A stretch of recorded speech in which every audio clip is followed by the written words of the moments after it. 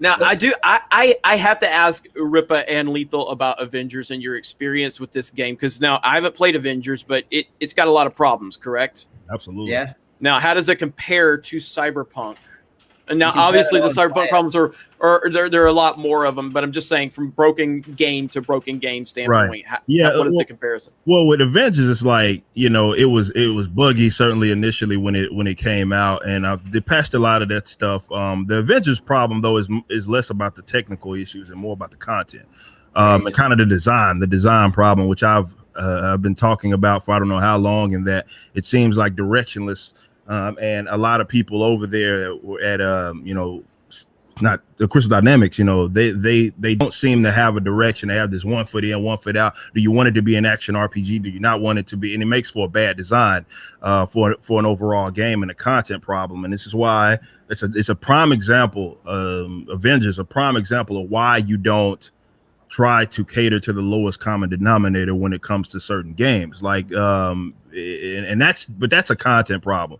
But when we talk about broken game to broken game, like my game, though it had problems when it first came out, it wasn't to this tier level where it was just completely shutting down my game. Like this was to the point to where with Cyberpunk, I was like, is this going to end up bricking my system? Like I know these are coding errors, but like what is going to happen if I keep playing this game? Is it going to explode? Like is my PlayStation 5 going to blow up? It was like that bad. Whereas to the other issues, and you know, you have frame rate problems certainly on the PS4 Pro, which is what I initially was playing that game on. PlayStation 5 though, it runs rather smooth. I don't get any of those frame rate problems at all. But the brokenness with Avengers, they're over that hump. Which again, CD Projekt Red was I would imagine at some point get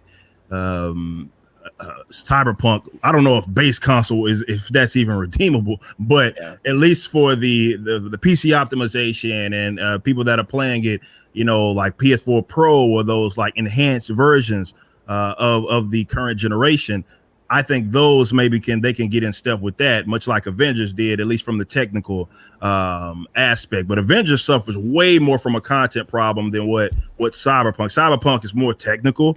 Whereas in my honest opinion, Avengers, where it lacks is just straight up, it's a content and a design issue, which I've done a million videos on, which the directionless and aspect of the game, like they didn't go really, they had a great concept. Hey, in the Marvel universe, let's have this kind of action RPG that has more of this sort of live response sort of combat system, which I was always on board with that, because I actually want to see more of that. I would have loved for a game as, let's say, as detailed, let's say as such as what's DC Universe Online, but had the game that the actual combat system of a Avengers. That's a perfect game for me. That is, because I played DC Universe Online. Yeah, like I enjoyed the hell out of that game. DC is sitting on it. I don't know why they won't get Daybreak off. Daybreak could never make that game, but they are sitting on money to just take the concept that they have in terms of their world building and take what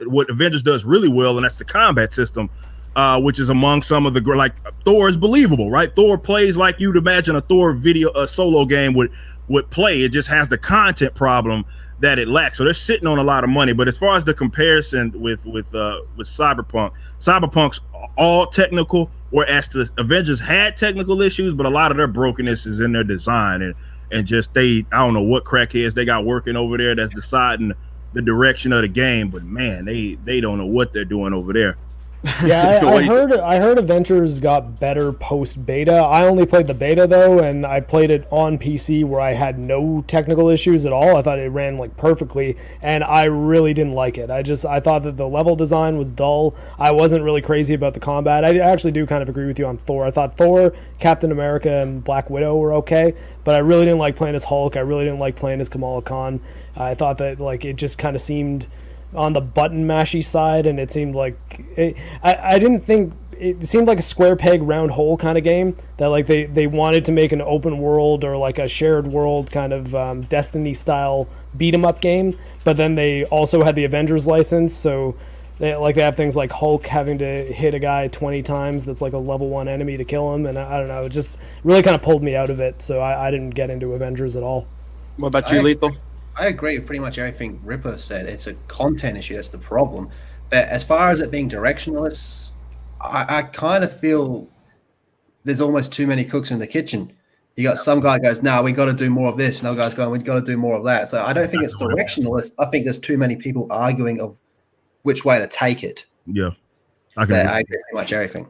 No, I agree with that. That's actually a better way to put it. Like it seems like you can see, like they have that aspect, the base aspect, which is what I enjoyed and what a lot of people who wanted to give the game a chance enjoyed, and that is you have a Marvel-based action RPG with this sort of live response combat system. That is a great idea. The problem is that it didn't commit to it. It's more of like, well, we're trying to have this Uber narrative, which is you kind of got to give and take with some of that sort of stuff when it comes to building a good game, right? When it comes to building a game that is going to last, definitely in that model, which is it's a game that they're constantly building on, like you would expect with an MMO. But yeah, it seems like they have people pulling it in different directions. So it's the master of none is what ends up happening. And that it tries to do so many different things instead of doing one thing very well. And what I think they should have did was just commit to the action RPG aspect of it. Agree with that. And that should have been it. But not trying to go so far into, do we want to have this heavy narrative kind of thing and all of this sort of stuff? That's what did that game certainly in the door. In that, that's a better way to put it. That it's pulling it. People are pulling it in different directions, and so it's like I said, it's the master of none. It doesn't do anything really aside from the combat system. In my honest opinion, it doesn't do anything else really well because it's trying to do too much.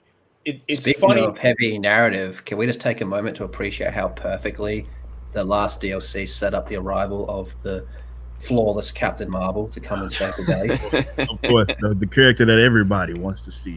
Oh, mate. That is the most protected character. It's okay. That game right there. That's going to save. You're going to play as her, and every enemy's still going to be a damage sponge anyway, so I don't think it's going to matter in this case. The most important thing that just happened is that Lethal gave me the opportunity to where when I clip this discussion, I can put Brie Larson in the thumbnail with red fucking eyes, and it's going to get a lot of views now. The caption of the video is Captain Marvel comes to the Avengers game.